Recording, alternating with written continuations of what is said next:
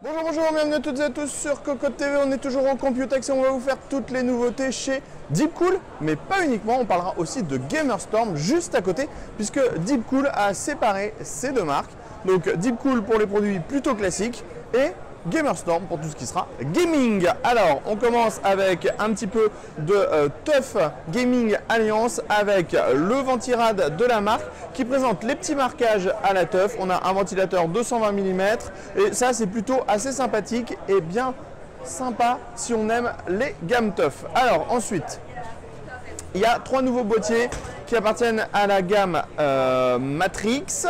Il faut savoir qu'on a à peu près le même châssis entre les trois modèles. Ça va être toujours du boîtier très accessible puisqu'on sera entre un tarif de 39 $ et 89 $ maximum avec, pour ce modèle-là, un panneau en verre trempé, un panneau en acrylique, un panneau en verre trempé à l'avant, une petite ligne, on a un USB 3, deux USB 2.0, une installation de carte mère classique dans le haut, une alimentation dans le bas, une petite cage HDD de 2 emplacements, des emplacements pour des SSD. Et sachez que le boîtier sera livré avec un ventilateur de 120 mm noir à l'arrière.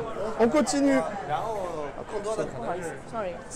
On continue avec le Matrix 70 qui sera donc une évolution un tout petit peu plus haut de gamme du 50. On sera sur un tarif de 59,90 €. On a juste un châssis qui est un tout petit peu plus évolué.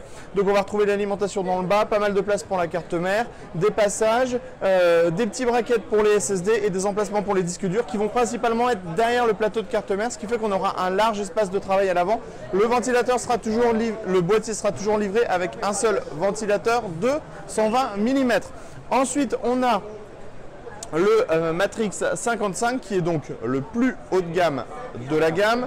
Le 75, ça sera 89 $. On aura soit une face avant en mèche, soit une face avant en verre trempé, donc vous pourrez faire votre choix. Sur le dessus, on a des caches pour les emplacements des ventilateurs. On va retrouver 4 USB 3.0 et au niveau du châssis, on va être un petit peu sur ce qu'on a déjà dans le Matrix 70, alimentation dans le bas, de la grille de ventilation et tout ce qui est SSD et disque dur, on va les s'installer derrière.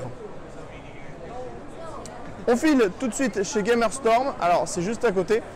On va commencer avec des modes sur le Quad Stellar. Donc ici on a un mode Star Wars qui est basé sur le Quad Stellar. Donc le boîtier se prête vraiment très bien au modding. On a l'installation de water cooling absolument partout. On a la carte graphique ici, donc on a une carte graphique GeForce Galaxy Empire, forcément. La carte mère, ici on a un énorme radiateur, un énorme réservoir custom qui a été réalisé. Et bien sûr, on a les évents qui s'ouvrent et qui se referment au fur et à mesure selon l'utilisation. On en a ici un autre avec le projet Cratère. Donc là aussi, on a une grosse exploitation du Quad Stellar. Et ce qui est assez sympathique, c'est les ouvertures qui ont été faites à l'avant qui font comme des réacteurs avec les fameux ventilateurs MF de Deepcool. Et on a deux cartes graphiques Poséidon, donc water-coolé en water cooling et air cooling qui sont installés dedans. On passe maintenant aux nouveautés water cooling. Alors principalement le Castle RGB Series qui sera disponible en 240 mm et en 280 mm. 109 € en 240 mm, 129 € en 480 mm. On a le RGB à l'intérieur de l'ensemble pompe plus waterblock et on a une finition qui est plutôt sympa. Juste à côté, on a le Phryzen. Donc le Phryzen, c'est une énorme base en dessous, vous voyez, pour pouvoir refroidir les AMD Threadripper. On a 6 caloducs de 6 mm, un ventilateur de 120 mm en RGB et ça sera vendu 89 $. Ensuite on a des nouvelles alimentations en 80 plus gold full modulaire, condensateur japonais, DC to DC.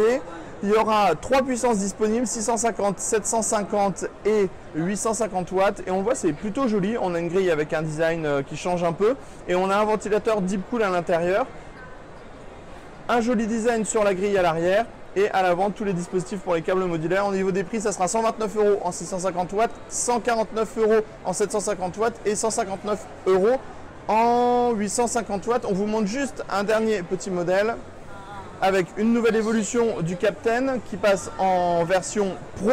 Et en fait, on a ce petit module ici qui est un module qui va permettre de réguler la pression à l'intérieur du circuit de water cooling. Ça sera disponible en août et ça sera à 119,90 €. Et sur ce, on vous dit à très bientôt pour des nouveaux stands au Computex.